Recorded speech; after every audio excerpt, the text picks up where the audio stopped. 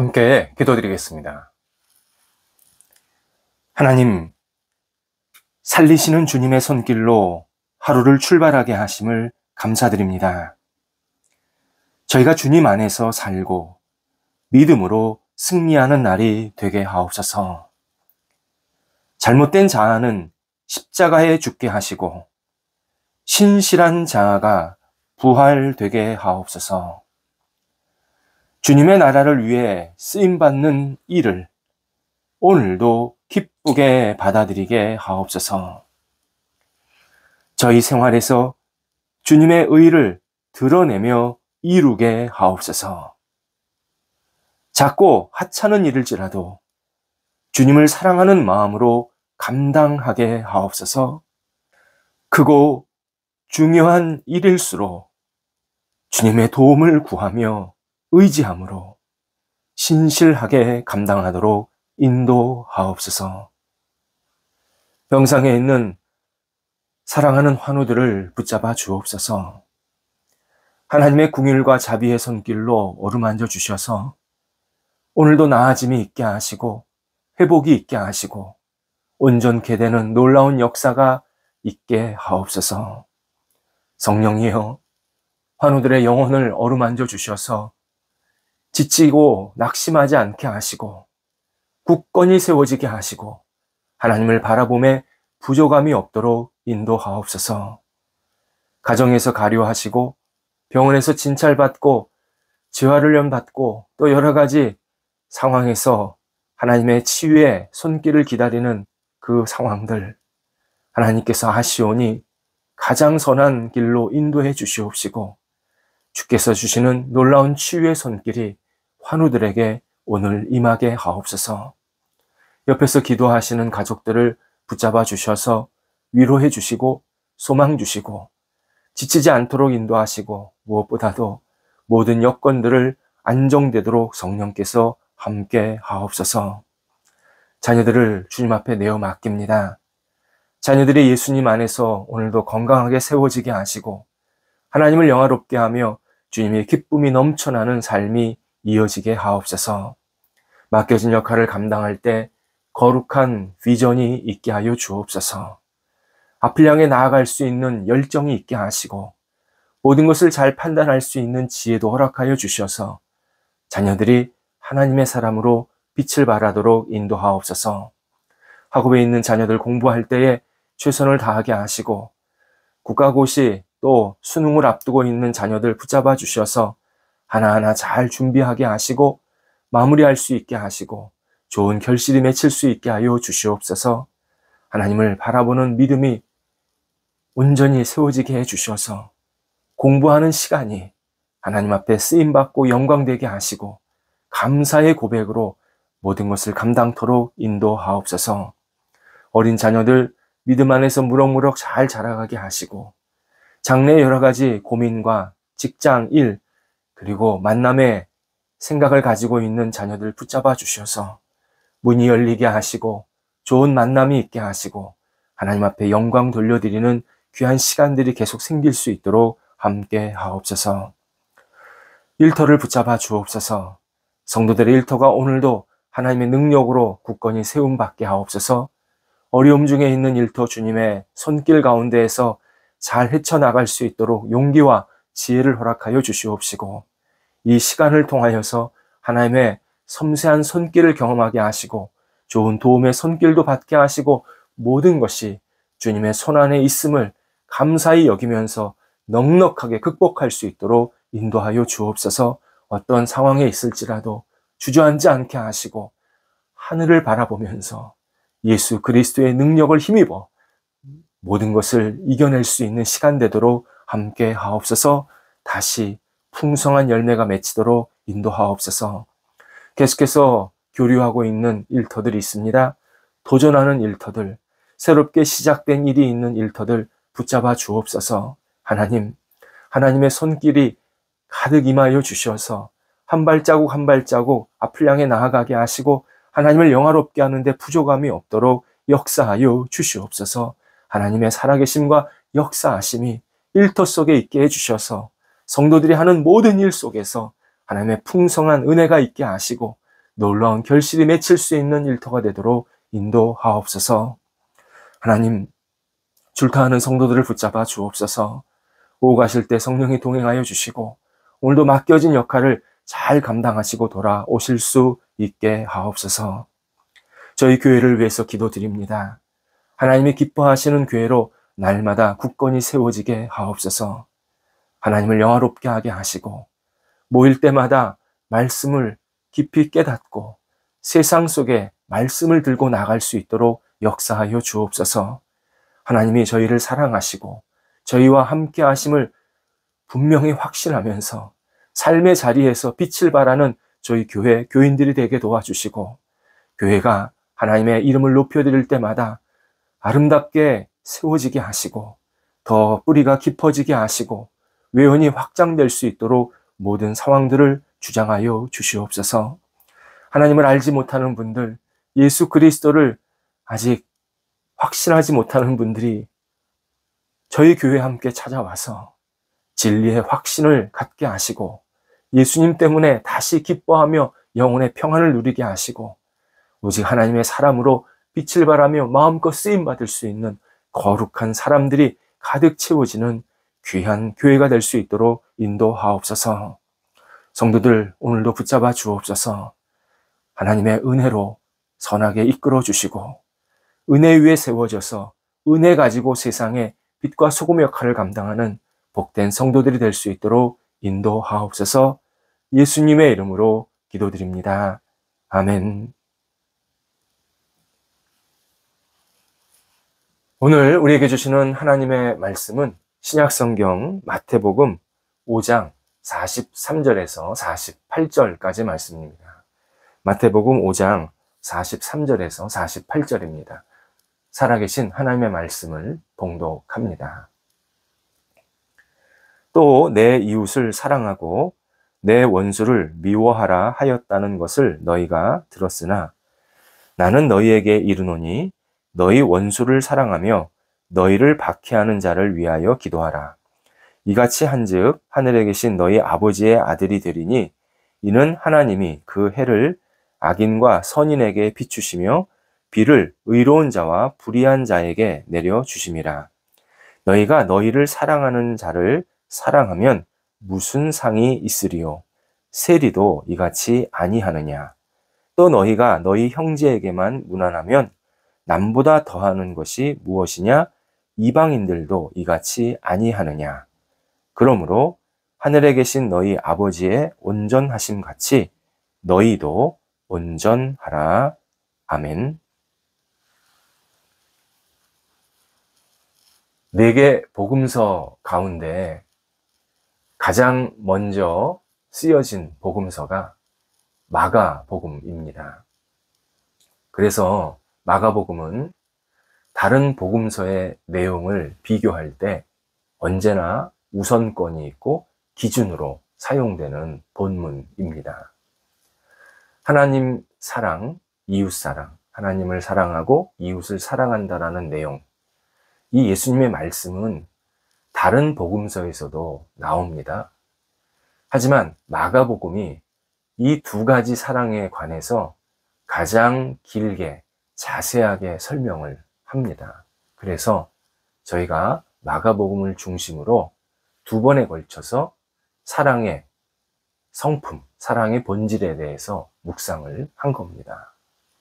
오늘은 마태복음에서 어떤 사랑의 성품을 강조하는지 묵상하려고 합니다. 각 복음서는 사랑의 성품에 대해서 조금씩 다르게 강조하고 있습니다. 마태복음이 표현되어 있는 것, 또 누가복음에 표현되어 있는 것, 요한복음에 표현되어 있는 것이 조금씩 다 다릅니다. 그래서 오늘은 마태복음에 대해서 묵상하려고 하고 내일은 누가복음에서 어떤 사랑의 성품을 말씀하시는지 묵상하려 합니다. 요한복음은 우리가 평소 주일에 말씀을 나누니까 주일에 또 말씀을 계속 묵상하려고 합니다. 예수님 당시 유대인들의 사랑 개념은 매우 율법적이고 관습적이었습니다. 마치 1 더하기 1은 2다. 이렇게 아무 느낌 없이 공식을 적용하는 것처럼 당시 유대인들, 그리고 유대인들을 가르쳤던 그 지도자들, 바리새인들은 이럴 때는 이렇게 사랑하면 된다, 저럴 때면 저렇게 사랑하면 된다 라고 아주 기계적인 사랑 방식을 가르치게 됩니다. 이런 사실을 예수님께서 본문이 들어있는 마태복음 5장에서 계속 언급하고 계십니다.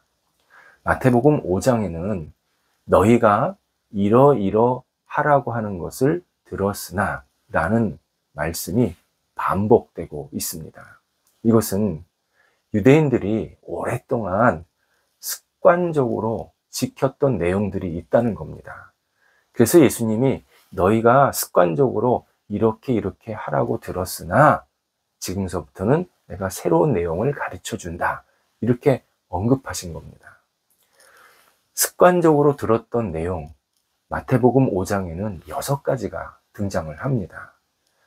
살인, 음욕, 이혼, 맹세, 폭력, 그리고 자신을 괴롭히는 사람, 마태복음에서는 원수, 이 원수를 대하는 일, 이렇게 6가지에 대해서 유대인들이 오랫동안 습관적으로 어떤 행동을 했다라고 말씀을 하십니다. 오늘 본문은 맨 마지막에 나온 나를 괴롭히는 사람, 원수, 나를 힘들게 하는 사람에 관한 내용입니다. 예수님은 전통적으로 유대인들이 자신을 괴롭히는 사람을 원수로 정의했다, 이렇게 전제를 해주고 계십니다. 그리고 그 원수를 미워해도 된다, 너희가 그렇게 들었지 않느냐, 너희가 그렇게 가르치지 않았느냐 라고 말씀을 하십니다. 그래서 43절에서 예수님은 이웃은 사랑하고 원수는 미워하라고 너희가 들었으나 라고 말씀을 시작하십니다. 여기서 이웃은 나를 선대하고 나와 친한 사람, 나와 마음을 같이 하는 사람, 나와 신앙이 같아서 늘 교제를 하면서 친근하게 같이 대화를 나누고 밥을 먹는 사람, 이런 사람을 모두 이웃이라고 표현합니다. 유대인들은 그러한 이웃은 나랑 마음이 맞고 나랑 자주 만나는 사람, 그러한 이웃은 사랑하라, 그렇게 가르친 겁니다. 그러나 유대 지도자들이 나를 괴롭게 하고 못 살게 하고 힘들게 하는 사람은 이웃 아니다, 원수다. 그리고 그 원수를 미워해도 된다 라고 가르친 겁니다. 이에 유대인들이 나랑 친한 사람은 늘 사랑하게 되고, 나랑 반목을 한다든지 갈등이 생겼다든지 나랑 좀 대면대면하는 관계가 생기면 그 사람을 미워해도 된다라는 이 아주 단순, 과격한 공식으로 사람을 대하게 된 겁니다. 예수님께서 이 습관화되고 공식에 따른 이 사랑의 행동을 완전히 뒤집으십니다. 예수님의 전제는 뭐냐? 이웃은 우리가 만나는 모든 사람이다, 이렇게 말씀하십니다. 그 사람이 내 마음에 들던 안 들던, 나랑 마음이 같던 다르던, 신앙이 같던 다르던 전혀 관계없이 내가 누군가를 만나게 되고 또 누군가를 반복적으로 같이 서로 얼굴을 대한다. 때로는 내가 잘 모르는 사람일지라도 기본적으로 나의 이웃이다, 이렇게 전제를 해주고 계십니다. 오히려 누구는 이웃이고 누구는 이웃이 아니다라고 구별하는 것, 이거는 차별임을 예수님께서 말씀하시는 겁니다. 그래서 예수님은 내 마음에 들지 않는 사람, 나를 괴롭히는 사람, 나와 좀 관계가 서먹서먹한 사람, 나와 때로는 갈등이 생긴 사람일지라도 그를 사랑하는 것이 마땅하다, 이렇게 말씀을 시작하고 계십니다. 이것이 하나님께서 사도 마태를 통해서 주변 사람들을 어떻게 대해야 하는지 알려주시는 사랑의 성품의 특징입니다. 그런데 우리가 한 가지 좀 생각할 필요가 있습니다. 구약 성경에 나를 못 살게 구는 사람, 나를 힘들게 하는 사람, 나를 왕따시키는 사람, 나와 갈등이 생긴 사람을 미워해도 된다, 이런 내용이 있는가, 이걸 확인해야 합니다. 그런 내용이 없습니다. 그렇다면 왜 유대 지도자들은 오랫동안 내 원수를 미워해라, 너 마음에 안 드는 사람 미워해도 된다, 너와 갈등 생긴 사람 미워해도 된다, 왜 이런 내용을 가르쳤을까? 도대체 이런 내용의 기원이 어디일까를 생각할 수밖에 없습니다. 유대 지도자들은 바로 구약 성경에서 이 내용을 찾은 게 아니라 구약 성경을 해석한 글들에서 이런 내용을 받아들인 겁니다. 구약 성경과 구약 성경을 해석한 글은 다릅니다. 구약 성경은 하나님이 우리에게 주신 하나님의 말씀입니다. 그런데 유대의 그 선생들이, 오래전의 선생들이 구약 성경을 해석하고 적용하는 글들을 쓰기 시작했습니다. 그리고 그 글들이 오래되다 보니까 전통성을 가지고 있다고 생각해서 그것 또한 하나님의 말씀이라고 유대 지도자들이 받아들인 겁니다. 엄밀히 말하면 구약 성경을 해석한 글들은 다 인간의 책입니다. 인간의 생각이 들어간 내용입니다. 그런데 유대 지도자들이 그 해석한 글들을 하나님의 말씀으로 받아들여서 사람들에게 가르친 겁니다. 바로 이 부분을 예수님께서 옳지 않다고 말씀하시는 겁니다. 너희들이 성경의 말씀을 있는 그대로 받아들이지를 않고 왜 인간이 만든 성경 해석한 것, 그리고 자기의 관습과 상황에 따라 적용한 것들을 왜 그것을 하나님의 말씀으로 너희가 받아들이고 있느냐? 그러니까 지금 하나님의 뜻과 다른 사랑의 행동을 하고 있다 라고 말씀을 하시는 겁니다. 예를 들어서 신명기 30장 7절에 모세가 이스라엘 백성들에게 너희 적군, 너희를 괴롭히는 사람들, 너희를 힘들게 하는 사람들을 하나님께서 저주를 내리시게 하실 것이다 라는 일종의 유언을 남기게 됩니다.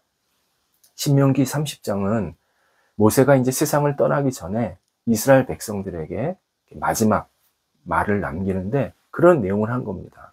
이스라엘 백성들을 괴롭게 하고 힘들게 했던 주변 나라들, 그 원수들을 하나님께서 저주를 내리게 하실 것이다, 저주를 내리실 것이다 라고 말을 한 겁니다. 이 말을 유대인들은 원수를 미워해도 된다라고 해석을 한 겁니다. 그 전통적으로. 그러나 이 말씀은 원수를 미워해도 괜찮다라는 뜻이 아닙니다. 앞에 구절과 연관해서 보면 이스라엘 백성들이 불순종하면 이스라엘 백성들은 주변 나라 사람들이 분명히 공격하게 되고 포로 잡게 되고 여러 가지 어려움을 주게 될 것이다, 하나님의 심판을 받게 될 것이다 라고 말씀을 하면서 하나님께 순종을 하면 이스라엘 백성들을 괴롭혔던 사람들을 하나님도 미워하셔서 더 이상 그런 일을 하지 못하게 할 것이다 라는 모세의 예언 또는 모세의 마지막 당부, 권면, 유언이 바로 이 내용입니다. 그러니까 제발 이스라엘 백성들아, 하나님께 순종해라.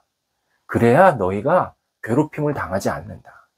하나님께 순종하면 너희를 괴롭히는 사람들도 하나님께서 미워하셔서 괴롭히지 못하게 할 거다. 하나님께 순종했기 때문에 너희들에게 그런 좋은 은혜를 베푸실 것이다 라고 말씀을 한 겁니다.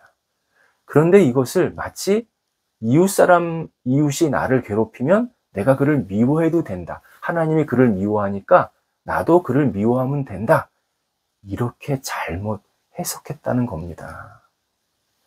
예수님은 잘못된 가르침에 대해서 분명히 말씀을 해주시면서 그게 잘못됐다라고 끝내는 게 아니라 더 다른 모습으로, 온전한 모습으로, 올바른 모습으로 사랑의 행동을 해야 된다 말씀하신 겁니다. 그 사랑의 행동이 뭐냐? 44절에서 원수를 사랑하고 그를 위해서 기도하라. 너희를 괴롭히는 사람들을 미워하지 말고 너희를 괴롭게 하는 사람들을 위해서 오히려 사랑하고 기도하는 마음으로 그들이 잘 생활할 수 있도록 진정한, 진심 어린 그러한 마음을 가져라 라고 말씀하십니다. 예수님께서 그렇게 해야 할 이유를 48절에서 말씀하십니다. 아버지의 온전하심 같이, 너희 아버지의 온전하심 같이 너희도 온전하라. 그렇게 말씀하십니다. 너희 아버지, 하나님이 우리의 아버지라고 표현하십니다. 무슨 뜻입니까? 우리가 하나님의 자녀라는 겁니다. 하나님의 자녀는 하나님을 닮아야 된다는 겁니다. 우리 세상의 자녀 아닙니다. 마귀의 자녀 아닙니다. 온전하시고 선하시고 사랑이 넘치시는 하나님의 자녀로 우리가 산다면, 내가 예수를 믿고 하나님의 자녀가 되었다면 당연히 하나님의 온전하심 같이 나도 그 온전함을 계속 따라가야 된다. 그 온전함의 구체적인 방법이 우리를 괴롭게 하고 힘들게 하는 사람을 진심 어린 마음으로 기도하고 축복하고 그가 하나님의 사람으로 다시 설 수 있도록 기도하는 그러한 통로가 되어야 한다 말씀하십니다.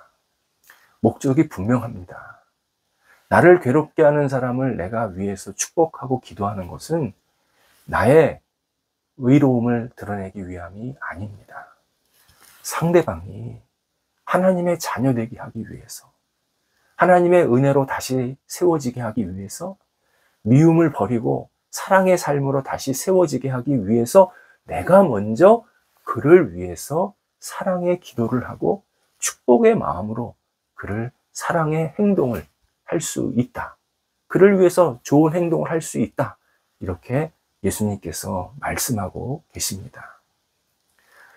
마태복음에서 알려주시는 사랑의 성품, 넓은 수용입니다. 신앙인은 마음을 넓게 가져야 합니다. 나를 잘해주는 사람만 내가 잘해주고, 내 마음에 드는 사람만 사랑해주고, 이건 사랑 아닙니다. 마태복음에서 분명히 예수님께서 우리에게 말씀하시기를, 우리를 힘들게 하고 어렵게 하는 사람이 있을지라도 하나님께서 나를 사랑하시는 것을 생각하면서 나도 그 사랑으로 상대방을 대하라 말씀하십니다. 당연히 쉽지 않습니다. 어떻게 나를 힘들게 하는 사람을 내가 사랑의 마음으로 위해서 기도하는 것을 쉽게 할 수 있겠습니까? 그런데 하나님께서 죄인인 우리를 사랑하셔서 하나님의 자녀 삼으셨다라는 사실을 기억하라는 겁니다. 예수님께서 지금 그 말씀하신 겁니다. 너희 아버지, 나 같은 죄인을 하나님께서 자녀 삼아 주셨다라는 사실을 기억하면 나를 좀 괴롭게 하고 힘들게 하는 사람일지라도 다시 한번 마음을 가다듬고 그를 생각하는 마음을 더 갖게 되면서 위에서 기도하고 그리고 위에서 정말 진심 어린 축복할 수 있는 그러한 넉넉함을 가질 수 있다. 예수님께서 우리에게 알려주십니다. 사랑의 성품, 나를 괴롭게 하는 사람을 위해서 기도할 줄 아는 성품입니다. 나를 힘들게 하고 나를 지치게 하는 사람들 우리 주변에 있습니다. 직장에서 있고요. 가정에서도 있고요. 또 내가 자주 만나는 사람들 가운데도 있고요. 또 내가 잘 모르는 사람이지만 나에게 조금 부정적인 영향을 주는 사람들도 있습니다. 그런 사람들이 생겼을 때 다시 하나님을 바라보면서 그를 위해서 진심으로 기도를 하고 정말 저 사람이 하나님 앞에서 새롭게 설 수 있게 해달라고 간절한 축복의 마음을 가지고 하나님 앞에 모든 것을 내어 맡기는 그러한 사람의 성품, 그것이 예수 그리스도를 믿는 사랑의 성품입니다. 기도하겠습니다. 하나님, 저희가 넉넉한 마음으로 저희 주변 사람들을 위해서 늘 기도하는 사람이 되게 하옵소서. 하나님, 저희의 좁은 마음 성령께서 넓혀주시고 다시 하나님이 주시는 넉넉한 마음으로 사람들을 수용하고 그리고 이해하고 위에서 간절한 마음으로 축복에 기도하면서 하나님의 사람으로 세워질 수 있도록 저희들이 좋은 역할을 감당토록 인도하옵소서. 하나님, 저희의 영혼 속에 다시 사랑의 성품을 부어주셔서 오늘도 사람들을 만날 때에 넉넉하게 하시고 진심 어린 사랑의 마음, 생각, 행동들을 감당하도록 인도하옵소서. 예수님의 이름으로 기도드립니다. 아멘.